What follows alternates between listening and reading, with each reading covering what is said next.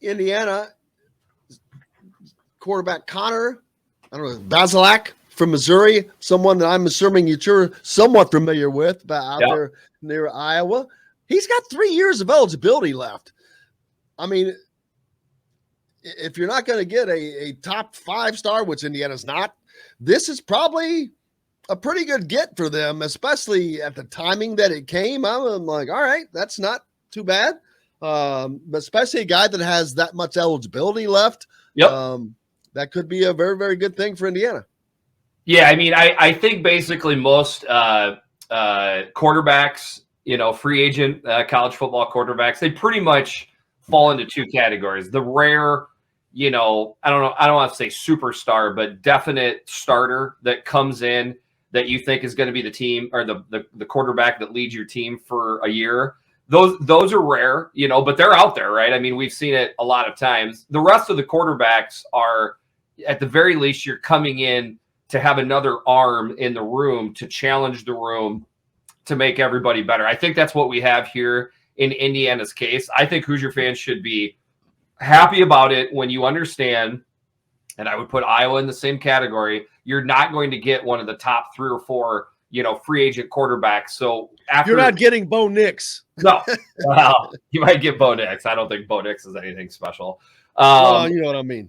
Yeah, but I think Hoosier fans should be happy about it and feel a lot better that there is a quarterback that fits their system moving into 2022 better than there was just, a couple weeks ago. And they still have to get, I think, a high school quarterback. In college, quarterback has become such a premium. Well, it has and it's not because of the portal. So I don't want to talk out of both sides of my mouth here, but if you're thinking of developing, well, you still need that high school kid. But Indiana, first of all, you've got Grant Gremmel, who was the only probably passing quarterback that had any success this year, and he was a walk-on, the kid that played last.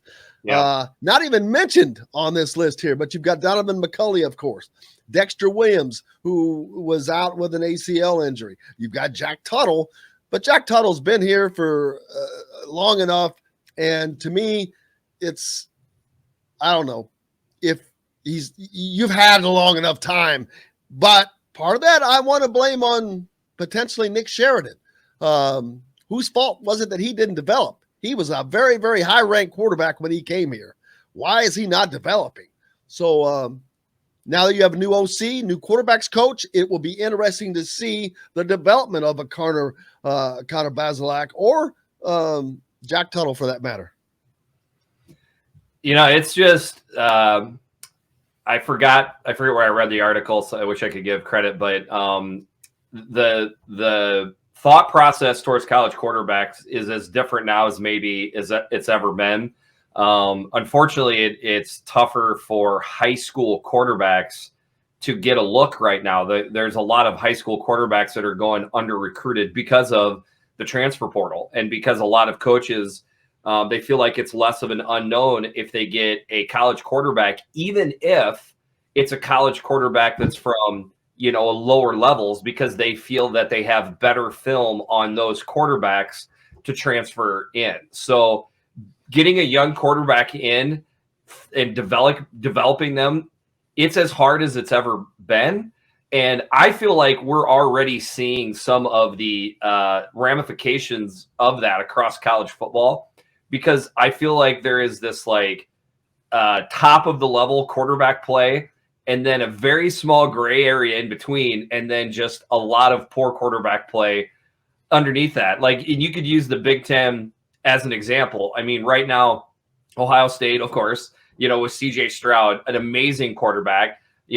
Unfortunately, I hate to say it, but the other Big Ten team in your state, they have a really good quarterback in Aiden O'Connell. And then, Michigan State and Michigan, I think they both have very good quarterbacks. But look at the rest of the league past them. The quarterback spot, if it's not the number one concern of the other literally 10 teams in the Big Ten, it's near the top. It's just crazy what we're seeing right now out of that position. Yeah, and that other team in the state, they have a kid coming in from Southwest Indiana that is just phenomenal. I think he's right up Jeff Brom's alley. We'll see for them, and that's something they haven't really had. I tell you what gives me hope is that Jeff Brom is coaching him. I mean, certain staffs they're just really good. Wisconsin, developing running backs and offensive line. Like we've got enough proof that they're really good at that.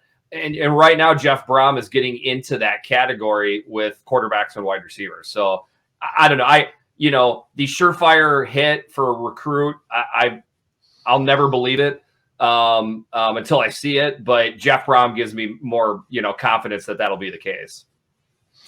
Yes, we shall see. Big Ten next year, is it going to? How different will it look? Michigan rises up on the East this year. Ohio State's not going to sit back and just rest on their laurels. You've got Penn State, of course, Michigan State trying to make a run, Indiana trying to come back, Maryland and Rutgers making a bowl. As far as the East side of things goes, it's same old story, a different year with Michigan and Ohio State kind of fighting that battle. But this is the first year in several years where Ohio State's not the king. Yeah. I mean, I would say it's quite a bit different for the East right now. I mean, it's just been an assumed thing for a long time that it's Ohio State. Now, I would still give Ohio State the odds-on favorite to win the division as it stands right now. But Michigan has changed the narrative a little bit. So, right now, it sure seems like it's Ohio State, Michigan, and Michigan State going into next year as well. Michigan State's got to replace, obviously, a dynamic running back, but I expect them to get better defensively. So, and then they'll have a development out of Peyton Thorne, their quarterback, too. So I think Michigan State should be really good next year. Mel Tucker is all over the place in the transfer portal and building things back up.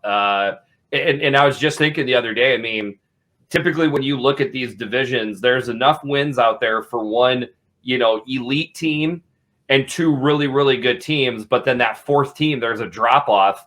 So somebody's got to lose the football games. This past year, it was Penn State. So that to me is going to be the heck of the story in the Big Ten East is, can Penn State work themselves up into the second or third, slot in the Big Ten East this year? That's a big year for Franklin. And then, of course, the Big Ten West, always the question we never seem to know. I mean, a lot of times it's Wisconsin, Iowa, generally. But no one is just jumping out over there right now. And especially now, that may change forever now that the portal and the transfers, it's like it's a nonstop hamster wheel right up until the season starts. Since you brought up the Big Ten West, Jim, I don't know if you saw that tweet by Pick Six Previews. Over the last 5 years in bowl games, do you know who's the number one highest winning percentage division? And it's not even close. That's right. It is your Big Ten West. They went 3-1 in the bowls this year, with the only loss being the last-second loss by Iowa versus Kentucky. Just wanted to throw that out there because I know you're a big Big Ten West fan. Isn't that because they play in all the middle-level bowls, though, because they're never in the championship game or anything? The bowls like that? are matched up evenly. So you have – I don't know if you've ever noticed this before, but I can explain it to you real quick. If you got an 8-4 team, typically they're matched similar 8-4 team, just so you know. So it really exactly. all out.